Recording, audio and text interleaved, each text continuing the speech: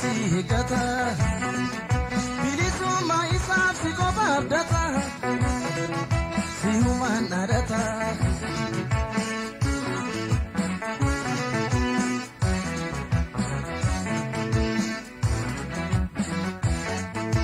malib lote nuftu awash tu gudenu essa jirta malu galam to mochiyo malib lote nuftu awash tu gudenu essa jirta malu galam to mochiyo malib lote nuftu gannale gudenu essa jirta malu binnir more dallo ansira fagade dandai jiradu dira kakedi sayun argadu sida biratae kotuna ubadu ansira fagade dandai jiradu dira kakedi sayun argadu sida biratae kotuna ubadu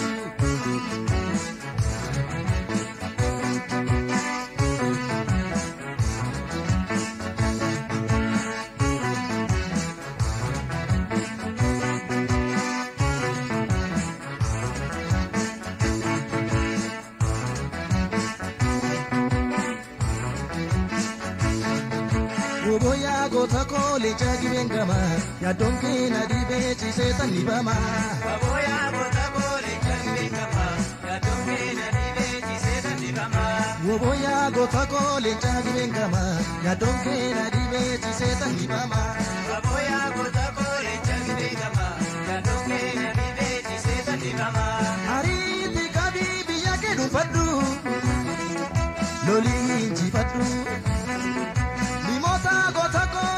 Jabatu ajesi daratu ariti kabibi yake dubatu loli injibatu mimosa gotako ishoja jabatu ajesi daratu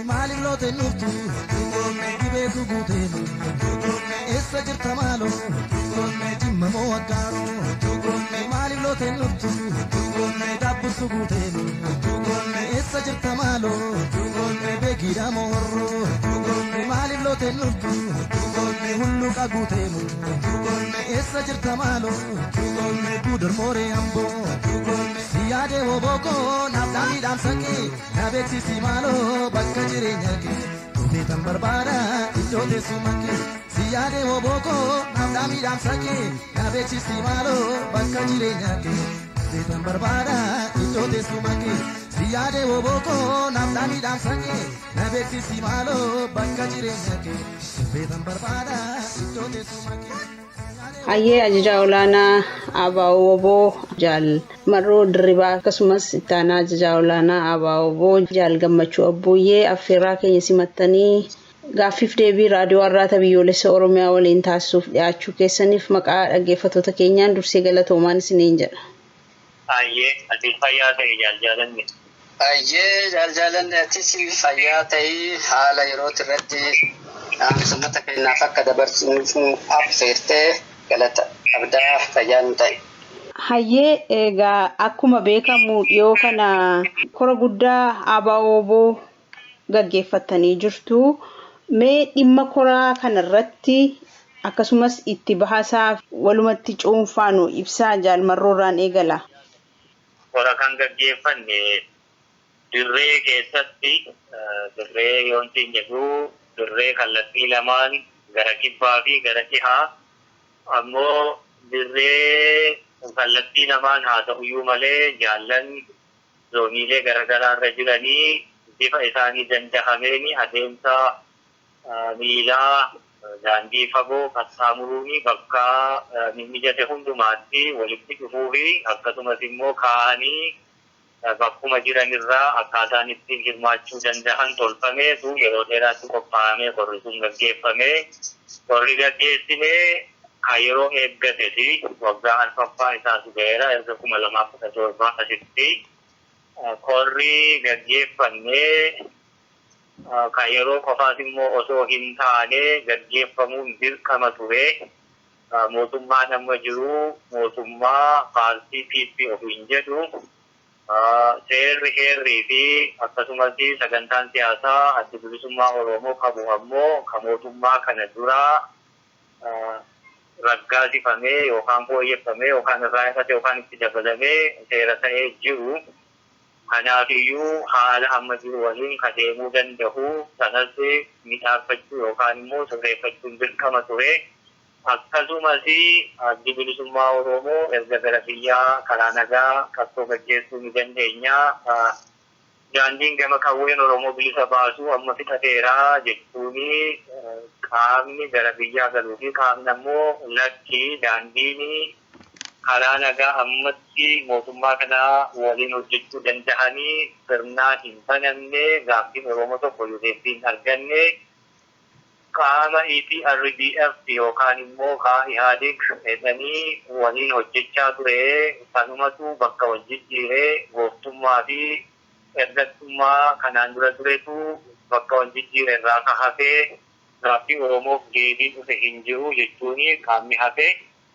Egaa gidduu kanatti qaawwa uumames ni ture. Qaawwa hooggansaa sanas bakka buufachuu fi sirreeffachuun dirqama waan ta'eef hordofsuun gaggeeffame. Qola sanarratti egaa itti bahisaa akkuma itti bahee ABO jechuun adda bilisummaa Oromoo jaarmiyaan siyaasichaa fi akkasumas gooblaalee garaa jiran keessaa gooblaanii keessumaa qabsoo bilisummaa Oromoo harka guddeessaa ittiin galmaan gahuu fi qawwee qabatee jiru. Dameen dantaa waraanaa ka waraana bilisummaa Oromoon qajeelu wal qabatee dirree irraati adeemsifamuu qabaa murtoo jedhuu fi ejjennoo jedhu ka fudhannee akkasittiin waan qajeeluu qabu qajeelfannee nama hunda walqixa quubsuunis hin danda'amu. Dhala namaa walqixa quubsaniis immoo takka addunyaa kanarratti milkaa'amees hin beeku.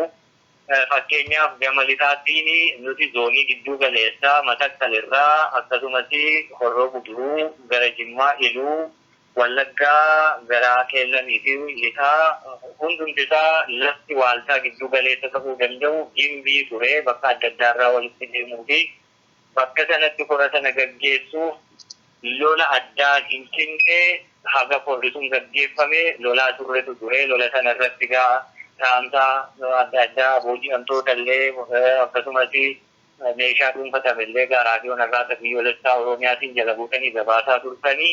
Kora sanaa yoo kora ta'uuf dirqama magaalatti gaggeeffamuu qabaa. Kora ta'uuf ammoo dirqama nannisuu fi karabaataa uffatu qofaan irratti argamuu qabaa taate sun egaa waan deebisuuf hin qabnu yerootti haasaarra jiru miti. Kora sana gaggeeffachuuf wareegama nama tokkoo fi madaa jaallan sagaliiti hafalleetu korri sun gaggeeffame.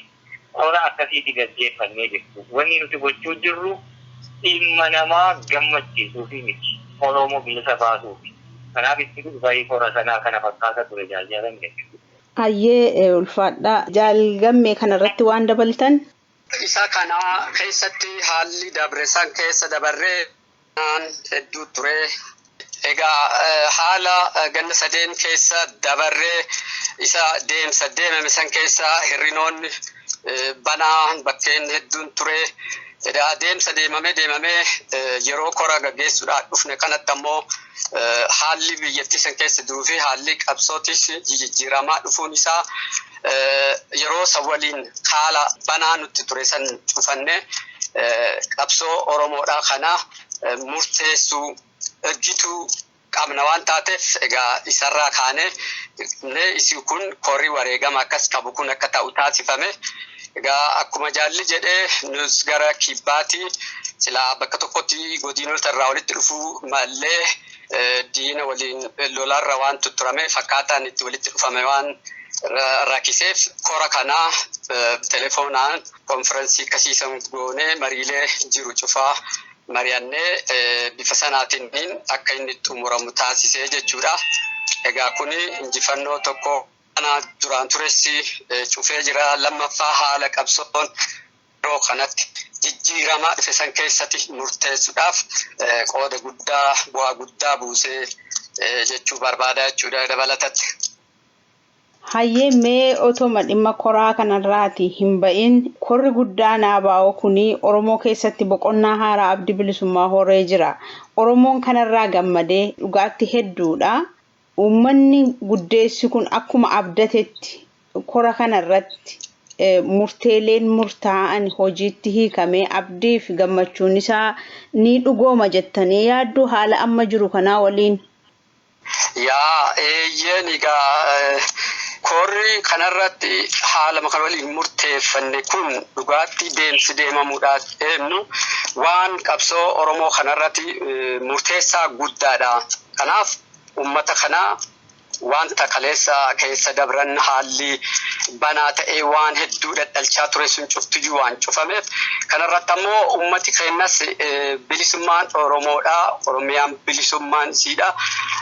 Waraan bilisummaa Oromootirratti kan kufe ta'uu isaa guutumaa guututti ummati keenya dhibbatti abdii guddaa waan irraa qabuuf inni kun ammoo ta'uun isaa ummati kun waan hawwu kana akka dhaqqabu kan istaasisuudha. Kunis ammoo waanuma ummati keenya hawwu kun akka inni ta'u abdii guddaa qabna.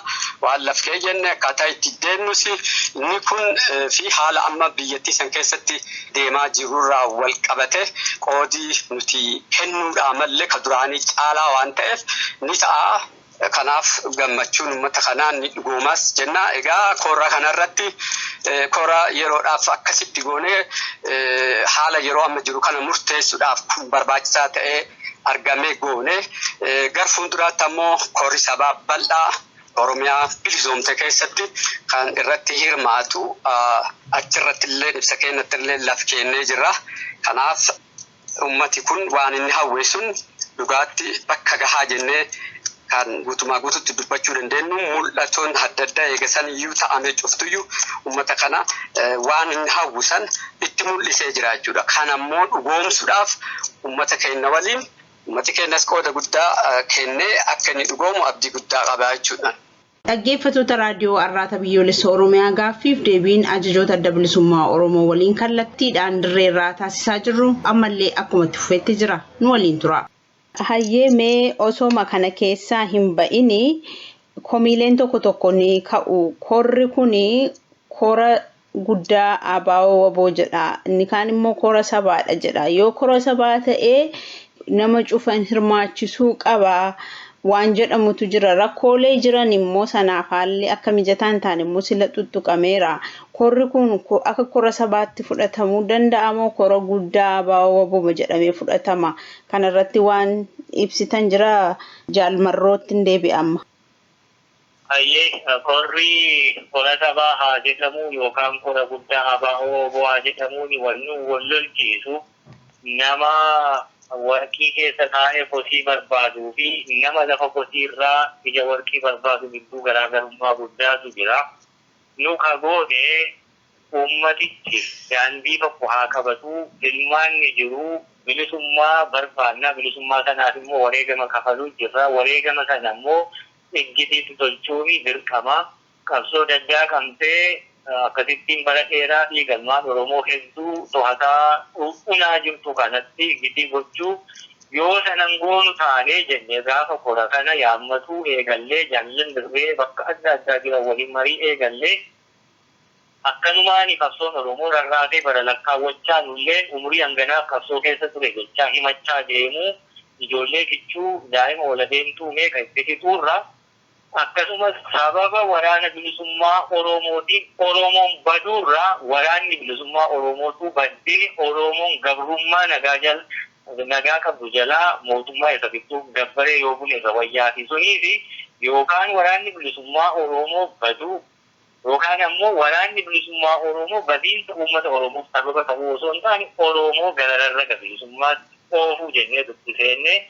Kanaaf iyyuu kora sabaatimoo kora ABO'timoo sanaa miti amma dubbiin waan dandeenye qabsoo nurraa eegdu qabsoo bilisummaa Oromoo fi haga ishee xumuraa wareegama lubbuu kafalluutti waan hojjetamuu qabu hojjechuu qabna jenneetu kana hojjenne. Waan hojjenne kana uummata keessaa kan hirmaachise qabna. Guutummaatti immoo harka 51 ka qabu waraana bilisummaa Oromooti. Kan gaggeessine ammoo biyya keessatti keessaan iccitiin namoonni irraa hirmaachuu dandeessan kottaan irratti hirmaataa inni uummati iccitiin waliin hojjetuu fi waan kana itti dhiyeenyaan quba qabu irraa hirmaateera. Hirmaannaa sana silaa miidiyaa gabbaasuun hin barbaachisuuf malee haala ittiin dhahannee qoricha ittiin qotanne. Kanaafuu waraanni bilisummaa Oromoo dhiigni inni dhangalaasu saba Oromoo fi kan inni bahe immoo ilmaan Oromooti Oromoo keessaati. Kanaafuu haabaa bootiti koora sabaa Oromoos ta'e bakka inni bu'aa jechuudha. Yoo kana mormuu jiraate sababa ittiin mormuu hin qabu mormuuma waan qabuuf taa'ee yeroo dheeraa taa'ee mormuu danda'u sa'aatiif waan qabuuf nama akkasii kabee haadhatee ka'iin dammaqsaa hin dammaqsuuti. Isa sana warruun dubbii sana fedhuuf dubbii sun dhiisnee uummati Oromoon bal'aan garuu isa sana akka irraa gammade arguu jirra.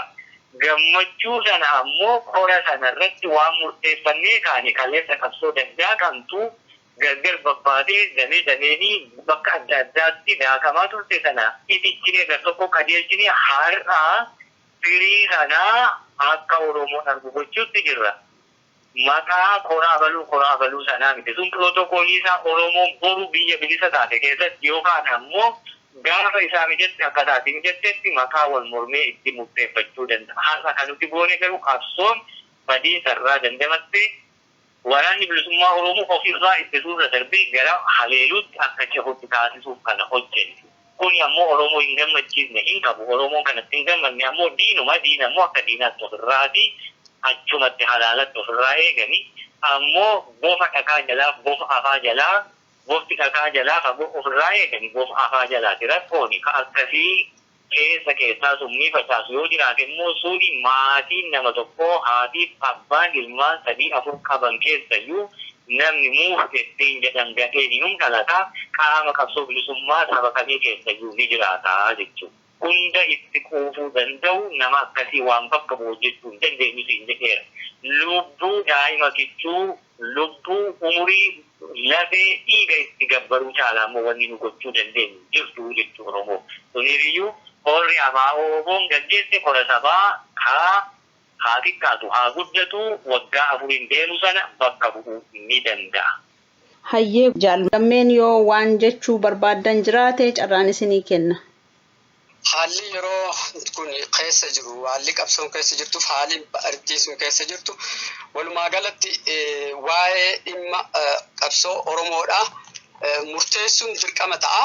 Kanaafiyyuu haallichi deemaa dhufee akka kanaan duraatitti baroota duraan dabran irratti garasitti akka hin geessineef dirqiitti qabsoo bilisummaa Oromoodha kana dandamachiisuudhaaf jecha yeroo dheeraa eeggatti yaadame booda taa'ame.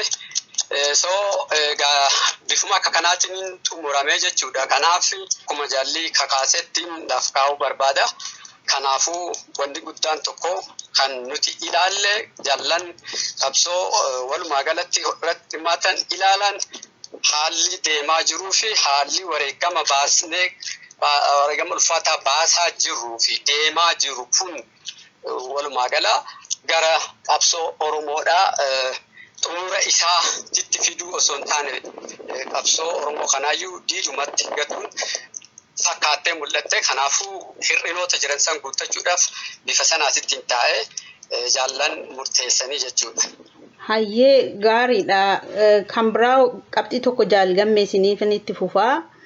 Hogganni waraanaas ta'e hogganni qabsoo kanaa dirreerraa ta'uu qaba jedhamaa tureera. Amma garuu muudamni tokko alatti kennamaa jira. Kuni akkamittiin ta'a waan jedhamutu gumgumama. Kanarratti illee yoo nu ibsitan. Isa kanas gaafuma sanarratti dubbatamee himamee jira jechuudha. Qaamni alatti hojjetu kun qaama dirree jiru ajaja olaanaa waliin kan hojjetaa jiru. Isa santu qajeelcha isa santu akka inni hojii isaa raawwatu taasisa. Kanaafiyyuu direct akkuma nama dirreedha hojjetameetti kan ilaalamu jechuudha. Maaliif namni dirree jiru bakkoota barbaachisaa ta'e gahee waan silaa hojjetu hojjechuu hin danda'u. Isa kanarraa kan ka'e akkasitti akka hojii raawwatamtu murteeffamee jechuudha. Kanaafuu bifa akka sanaatittiin yoo hubatame qajeellan hubatame gaariidha jechuu barbaada. Ayyee jaalmarroofini gaaffii kan biraa qaba. Gaaffiin kunillee gaaffii wal dhahaadha. Komeedha. Komee ala kana gumgumamudha garuu gaaffii amma maaliif hogganni ala muudama waan jedhuun wal faallessudha. Ammoo uummanni akka dhugaa jiru hubatuuf akka qulqulleessitaniif isin gaafachaa jira. Namoonni biyya alaa kana keessa jiran keessattuu jechuudha gumgummii fi sodaa yaaddoo qabu. Maalidha hogganni hunduu dirqamni hunduu hojiin hunduu yoo dirreerraa ta'e nuti qabsoo kana ala baanaa waan jedhamutu immoo jira karaa biraadhaan. Kana akkamittiin wal simsiistu? Hayyee fayyaa ta'e qabsoon bilisummaa Oromoo uummata miiliyoona 50 sanaa olii gaggeeffamaa jiru uummatichuma keessa jira. Yaaboo namni dirree keessatti wareegama kafaluu jiru uummata isaa keessatti wareegama kafaluu jiru bakkum qabsoon sun jirtu jira. Kaani biyya adda addaati jira. Biyya adda addaa jira. Sabummaa biyya biraati qabaa. Lammummaa biyya biraati qabaa. Bakattummaan kan jiru jira. Hojii adda addaan qabee jira. Qabsoon Oromoo warruma kana qofa irratti xiyyaafannoo gootanii gaaffii illee akkasitti dhiyaatuun illee dogoggora. Qabsoon Oromoo uummata miiliyoona hedduu keessatti gaggeeffamu achuma bakkum sun jira. Hoggansi dirreerraati dirqama dirreerraati. Namoonni tokko hojii yoo nu barbaachisa ta'e biyya alaa keessatti hojjetamuu fi dirqama nurraa fudhatanii hojjetan ni jiru. Oromoon hundumaa qolarraa baasee akkatti himtu barbaada. Sun immoo bara hedduu gabummaa keessatti nu hambise. Ejjitee hin jiru taanaan qabsooyuu nu barbaachisu. Qabsootti jirra taanaan immoo wanti hojjetamu keessumaa riphee lolaaf jechuudha. Warri kuni biyya seenullee ni danda'u, ala ba'ullee ni danda'u, dirree dhufuullee ni danda'u akkasitti na tolfatanne. Akka kaleessa akka bartee sanaaniin ta'uu jenne. Yoo biyya tokko sochootee hojii hojjettu riphee lolaa bakka buutee riiskii yookaan balaa jiru jira sana hanqisne. Namni eenyutu keessatti maal hojjetaa baruu barbaadu maaliif barbaade qolarraa baasuun barbaachisu. Kan kanaan alaa namni biyya alaa jiru biyya nagaa qabdu jiru wanti inni qabsoo bilisummaa Oromoo gochuu danda'u humna beekumsa maallaqa qabuun gargaaru. Kana immoo gochuuma jira Oromoon. Warri kana gochuu jiru gaaffii kana iyyuu gaafachuus hin jiru. Nu harcaasanii maaliif barbaachise? Eessatti eenyuun harcaasna? Ka qabsoo harcaasee galeera. Kan diida jiru immoo irri guddaan isaa galee haalli mijachuu fi dide jennaan dacha'e sun immoo iskiriinaa gochuu qabna. Caalallee akka amma tolchanne kanatti abbaa dhaabbata sirrii qabu dudduubbee gaarii qabu qabsoo kana keessatti jechoomina qabu amma adiyyuu jaalanne hojii jirta. Wanni si harcaasne eessatti harcaasee hojii makee hojjechuu jirta. Akka tiraansipoortii egeree dambalii kanneen qeerroo bakattoota jaarmiyaa biyyoota adda addaa warri kun hojii mataanii jira. Akkuma kaleessaa harka rooboo deeggaruu cinaa dhaabbachuutti jira. Warri akkanaan ogeessu eessarraa baabura sakamirraa akka harcaanii baaburichuma qoran isaantu beeka. Kanaaf iyyuu qabsoo waan akkasii guddaadii akkasii uumanii bara baraan akkasii lafarra harkifachaa dhiiga ilmaan Oromoo hedduu soorattu gochuudha hanqisne. Kun immoo cubbuu tokko iyyuu hin qabu. Kanaaf iyyuu wanni ani jechuu barbaadu namni qabsoo kanatti as deebi'ee daandiin tokkittiin nu baastu kallattii amma waraanni bilisummaa Oromoo qabate jedhu iddoo barbaachisaa ta'etti hojii waraanni bilisummaa Oromoo itti kennu dalaga. Gargaarsa qabsooti jechuun kan kanarraa hafeeho nu harcaasanii hooggana nu dhorkatanii wanni nu hoogganuu jirru hin jirtu bo dhiiga ilmaan Oromoo dhangala'u madaahee raammoo baasuu jiruttidha itti gochaa jirra. Suni aangoo miti. Gaafatama lubbuu namaatu namatti kennati. Namni gaafatama lubbuu namaa qabu ammoo bakka madaa sanaatti jiraachuu qaba. Bakka dhukkubu sana dhaabbattee keessa keessee ofii keessarra ga'ee argiteetu anaannattee dhukkubni sun sitti dhagahameetu hojjechuu qabda. Kanadha goone wanni harcaasne hin jiru. Jaallan garii waan kana hojjetan hojichumatti jiru. Kanaafuu hedduun isaa haala yeroon isa mudatteerraa guyyaa ja'ee machii Oromoo mudatte hedduu keessatti machaa'ee biyyatti dacha'ee har'a dacha'ee deebi'ee lakki aadaa binee warri galee biyyatti hafe kunoo kaan mana hidhaa jira kaan achuma wal cabsee yoo akka diinaa galee asii as qabsoo Oromoo irra dalaguu jira kuni irraa baranne irraa jedhee as deebi'ee hojii hojjechuu jira jechuudha. Akka kaleessaa akka barame sanatti osoo hin taane akka Oromoof maltuu fi Oromoof taatutti saala dirree irraa qajeelchuutti jirra jechuudha. Kanaaf hooggansi ammas borus haga qabsoo bilisummaa Oromoo galma geessu dirree marraa iddoo irraa dhuga'u iddoo itti daa'imni gidduu lafeen cabuu fi dhiigi dhangala'uu fi lubbuun baasu sun dhaabbatee yookaan galmaan ga'u yookaan itti wareegamu dirqamni taate kana. Suniif ammoo warri fedhii qabsoon bilisummaa Oromoo karaa qawwee woboon qabu galma geesseetu qawwee san qabachuu barbaadu gadhufu waamicha sana dhiyeessineefii jirra. Warra immoo bakka woboon waan dalaguu qabnu qabsoo Oromoo fi dakka haa taatu qabeenya haa taatu beekumsa haa taatu saana itti wareegna jedhu immoo kallattii woboon kenneetu irratti hojjechuu jira. Kan sanaan alaa maal gochuu dandeenya? Qabsoon hin badin haa dagaaguu miti finiintee galma haa geettu daandii kana dhabitaatti. Suniifi waan nama yaaddeessu hin qabu. Yeroo hedduu yeroo jajjabaataa adeemu akka hin guduunfamne warra fedhii qabutu jira abbootii ilmaanii warra abbootii lafaa. Inni sun immoo dhiiga ilmaan hiyyeessaatiin taphatamuu hin danda'amu sanatti daandii isaa cuufne jechuudha. Hayyee guddoo galatoomaa jaalmarroo jaalgammee kanarratti waan dabaltan. Galata waama gabaabaa tokkotti daruu fedha jechuudha. Hayyee. Dhugaatti yoo dubbanne yoo ilaalame yoo poozitiivlii namni cufti kan ilaalu taate qabsoo yogguu gaggeessani qabsoon bifa maraatiin gaggeeffamaa jechuudha. Kana eenyurraa illee dhokataaniti. Qoraan tokko agartee yoo ati hin bobeessaa itti hin haara malee hin boba'u. Yoo ammoo qoraan dhibii itti goote boba'aa jechuudha. Kanaaf waraanni bilisummaa Oromootis qooda uummata kennaa kennuu danda'u san yoo hin kennin taate duratti tarkaanfachuunis bakka silaa jennu kanas ga'uu hin danda'amu. Kanaafuu namuu qooda qabsoo kan keessatti kennu qaba. Hojjetaa jira. Gar fuulduraattis waan danda'ame maraan kana gabbisuun humna godhuu fi biyya keenya dhuunfachiisuu keessatti akkuma silaa bakkuma jiranii fi akkaataa itti hojjetan cufattuyyuu ni hojjetu jechuudha.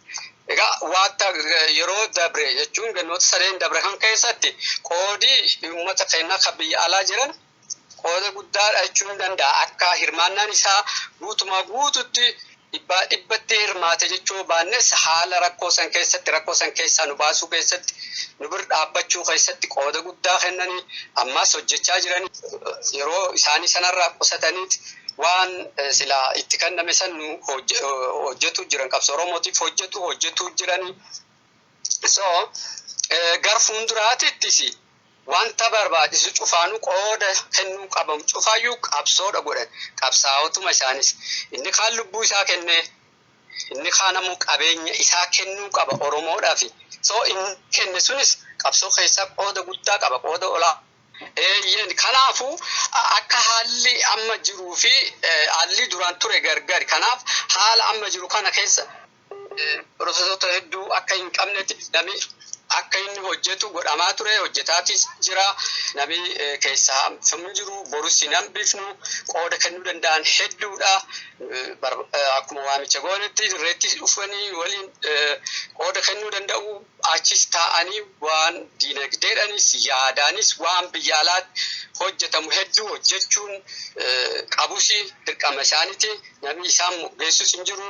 Qabsoon kan uummata Oromooti. Namuu qooda isaa bahaa jira. Wal caalmaan isaa waraanni bilisummaa Oromoo lubbuu isaa qaalii kennuuti beela'uuti dheebochuudha. Kana kan gadi hafe ammoo qabeenya isaa danfee argate sana qabsoo sanaaf gumaachaa jira. Kanaafuu irratti hirmaataa jiranii ammas borus warri hafes irratti hirmaachuu qabu. Wanta silaa qabsootan fuulduratti tarkaanfachiisu cufaayyuu gama dirreetinis walitti hidhatanii hafe waan nurraa hafe cufaayyuu godhuus qabu. Namuu moggaatti hafuun qabu. Yoo namni kun cufti waan danda'u cufaan hirmaate qofaadha. Amma waan ta'ennee laf kennee kunoo tanaa jiraa jennu kana dhugoomsuu dandeenya. Kanaafuu akkasitti hubachuu qabu jedhaan illee dabalataan. Tolee ulfaadhaa fayyaa ta'a. Dhaggeeffattoota keenya sagantaa keenya caqasaa akka jirtan abdii qabna. Gaaffiif deebiin kun ammallee akkuma itti fufeetti jira. Isinis nu faana tura. Mee amma gara injifannoolee waraanni bilisummaa Oromoo gonfateetti deebina. Waboon lafoota hedduu to'annoo isaa jala oolfataa jira. Kun immoo waan hedduu nama gammachiisudha. Lafoota to'ataman kana akkamiin harka waraana bilisummaa Oromoof uummata Oromoo tursuu irratti hojjechaa jirtu? Uummanni Oromoo akkamiin kana milkeessuu keessatti gahee isaa ba'ata maal gochuu qaba jettu? Jaalgammeetti naaf ufa. Yaa egaa eeguma horfeellee kana murteessineen boodatti murtiin achitti dabre keessa lafa diinni harkaa qabu ganna 151 olitti sirna impaayera dulloomaa kan afaan qawweetiin qabatee jiru kana humnaan buqqisu kalees qabumaan nuqamtootani qabumaan buqqifneennetti wareegama agas kan cufetti baasaa jirra. So kaleessa waan daddabre ganna sadeen keessatti akkaataa itti tooftaa itti fayyadamaa turre walqixaa wal keessa yaa'aa turre amma mogunkuma bakkoota jirru san keessa miti Oromiyaa guutuu keessayyuu qulqulleessuu ka jedhu duula kallattii maqaa itti moggaasuudhaan gara lixaatiin duula jaallaggeessa wagii gara kibbaatiin immoo jaalleelamoo qilxuu akkasumas immoo gara kibba bahaatiin jaalladhii gammadaa jennee moggaafne. Inni kun lafa duraan keessa waliin hanga tokko waliin keessa turre san keessa diina haxoofne baasuudha. Isa kana keessatti egaa milkoomnee jirraa jechuudha. Qorshiin kun ittuma jira. Uummati keenya waan kana dhugoomsuu keessatti akkuma duratti dubbadde namni cufti qooda keessaa qaba. Uummati keenya ka biyya alaas jiru ka biyya keessa jirus qooda guddaa kennuu qaba. Qooda guddaa waggaa kenne waan jenne sun dhugoomsine Oromiyaa guutumaa guututti dhuunfachuu dandeenya waan taateef ka biyya keessa jiru waan cufaanuu nu bira dhaabbataa jira. Kan caalaa daran itti jabeessuu qaba. Qeerroon waan godhaa jiru jira. Innis kanarra jabeesse waraana kana waliin ta'uudhaan diina kana buqqisnee Oromiyaa dhuunfachuudhaan uummati keenya gabrummaa bara dheeraatii fi boo'ichaaf gadadoo hidhamaa ajjeefamuu san keessaa bilisa bahuu qaba. Kun ammoo wareegama ulfaataa nu feesisa. Wareegama ulfaataa kana baasaa jirra. Uummati keenyas kana baasuu qaba. Kana dhugoomsuu keessatti egaa uummati keenya ofitti murteessuu qaba. Waraanni bilisummaa Oromoodhaa keessattuu warri biyyaan baa jiran waraanni bilisummaa Oromoodhaa lubbuu isaa qaalis kennaa jira, ittis beelaa jira, ittis dheebotaa jira, ittis injiraa jira. Kanaaf uummati keenya ka biyya hambaa keessatti addatti jiru waa duula kana dhugoomsuu keessatti innis duula kana ofitti fuudhee beela'uu qabaachuudha. Ji'a tokkoofis ta'u. Beela'uu qabu hoggaan jedhu bajeta silaa ji'atti ramadatu san xiqqeessee beela'ee gumaata bilisummaa Oromoodhaa kan biyya Oromiyaa dhuunfachuudhaa kana bahuu qaba. Wanta kanarraa addatti ammoo injifannoolee kana biyyoota addunyaatti agarsiisuu keessattis qooda guddaa godhuu qaba. Hirmaannaan uummata keenyaa yoo guddaa ta'e bakka hawwine kanaa fi fuula hawwine kana gahuu dandeenya. Inni kun ammoo dhimma kanattiyyuu Tigrootiin lola godhaa turan keessatti waraana Tigroota qofaa miti kan mootummaa Abiyyi waraana mootummaa Abiyyi achi keessa Tigraay keessa akka bahu taasise. Qoodii uummataa guddaadha. Isa kana immoo Abiyyuu ragaa bahee jira.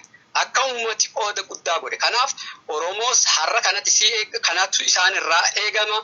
Kanaan booda Oromiyaa haalagaan maqaa Oromoo itti moggaasee deebi'ee qabachuun gonkumaayyuu ta'uu qabu. Nuti kanatti murteessinee uummati keenyas kanatti murteessee haala amma jiru hirmaannaan isaanii guddaa ta'a. Lafoonni adda addaa ganna sadi guutuu duulli irratti gaggeeffamaa jiru. Fakkeenyaaf akka kibbaatti lixaatti uummati keenya beela tarkaa qaba. Manaa buqqa'ee gandarraa buqqaasanii garribii kaanii yeroo ammaa kanatti lafa isaatti deebi'uudhaafis qaba. San maleeyyuu nyaataa dhugaatii tokkollee hin qabu. Waa'ee miidhama guddaa keessa jira.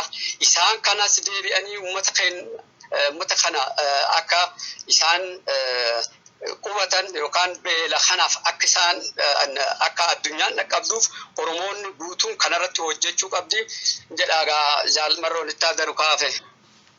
Hayyee Jaalmarroo.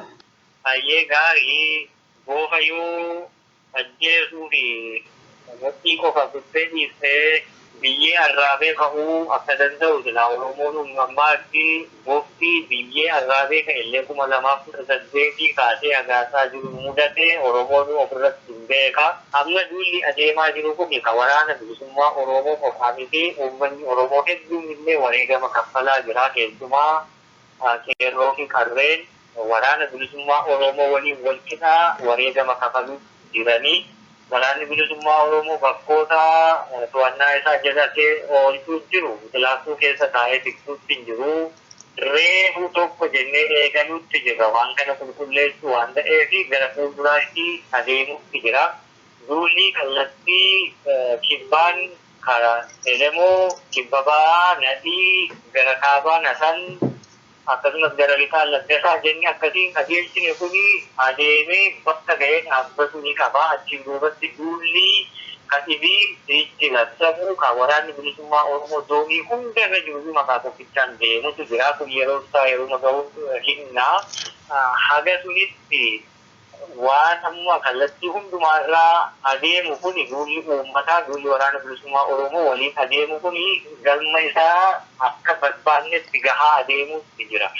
Bakkoota kanatti uummanni Oromoo waraanni bilisummaa Oromoo sila waan gochuu qabu dirqamni isaa itti kenname hojiitti hiikuutti jira.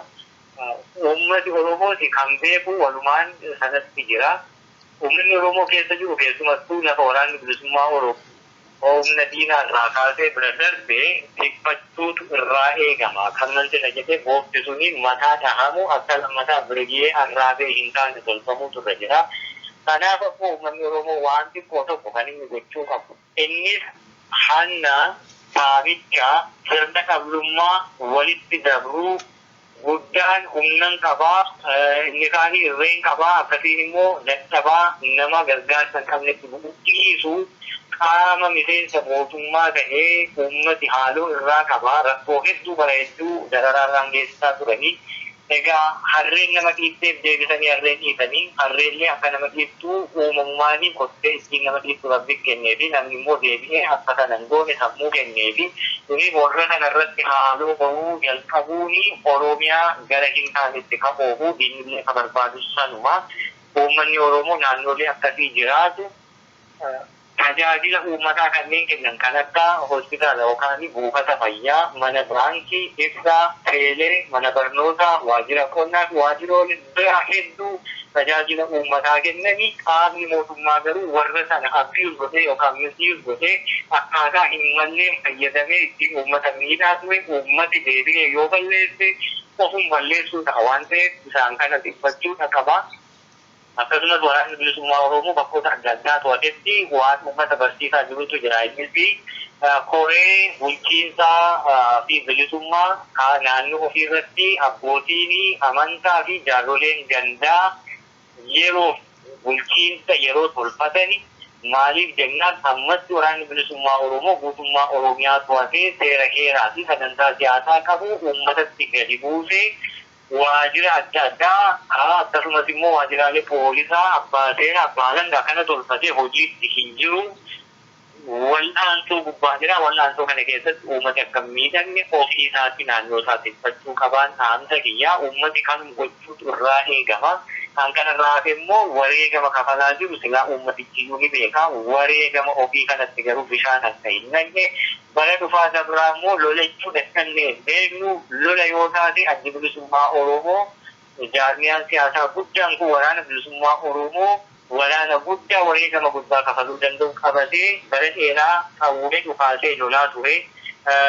Gama Sudaanii amma Sudaan kibbaa ta'anii Sudii waliin gama akkasumas Eertiraa waliin gama kaanii Tigree waliin gama biraan dargii mootummaa Mangistuu ture sana jechuun kana hundumaallee lolee injifataa ture waraanni bilisummaa Oromoo garuu guduunfuu dadhabuun suni qaba amma siyaasni akkaataatti lafa qabachuu danda'uu kan dadhabuu fi akkasumas qabsoon bilisummaa Oromoo akka isheen galma hin geenye warra hoolaa fakkaatee gogaa hoolaa uffate yeeyyii qaama hawaasaa ta'e hawaasa keessa jiru bira fakkaatee diinaaf dalaguutu akka isheen galman geenye rarraate kun hundi akka hin taane bilchina gamnummaa fageessanii fagootti arguu kaayoo ta'uu nama gaafata waan ta'eef ammas ni jalqabne malee hin xumurre wanti amma deemaa jiru kuni itti bahisaan beekamu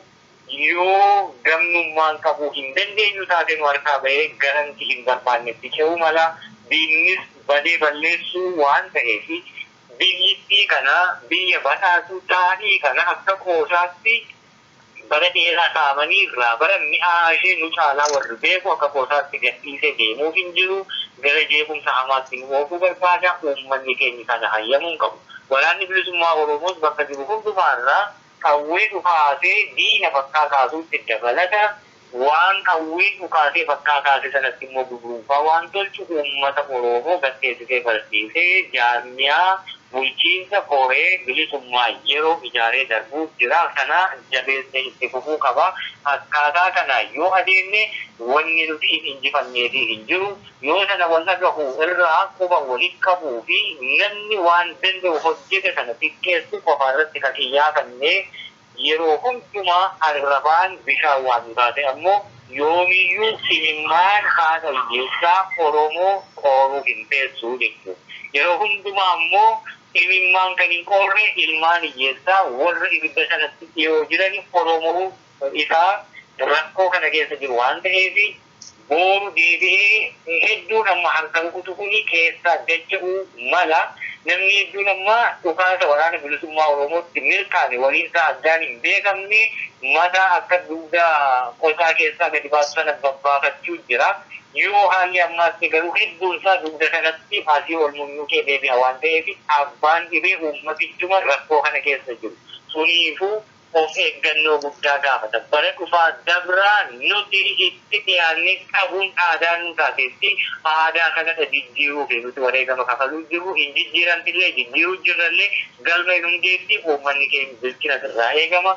Quba walitti qabuu summiti qabsoo keessaa harcaanee summiti namni hundiyyuu gabrummaan nu keessa jirru mataan ishee qabsoo waan taateef hundi keenya iyyuu ka gabrummaa Oromootti amannu qabsoo bilisummaa Oromoo keessa jirra jechuudha. Yoo deemne inni injifannoo sanallee kennu. Ayyee mee kanuma irratti akkaataatti lafoonni qabamanii to'annaa uummataa yookaan waraana bilisummaa Oromoo jala tursiifaman irratti haasa'amaa ture.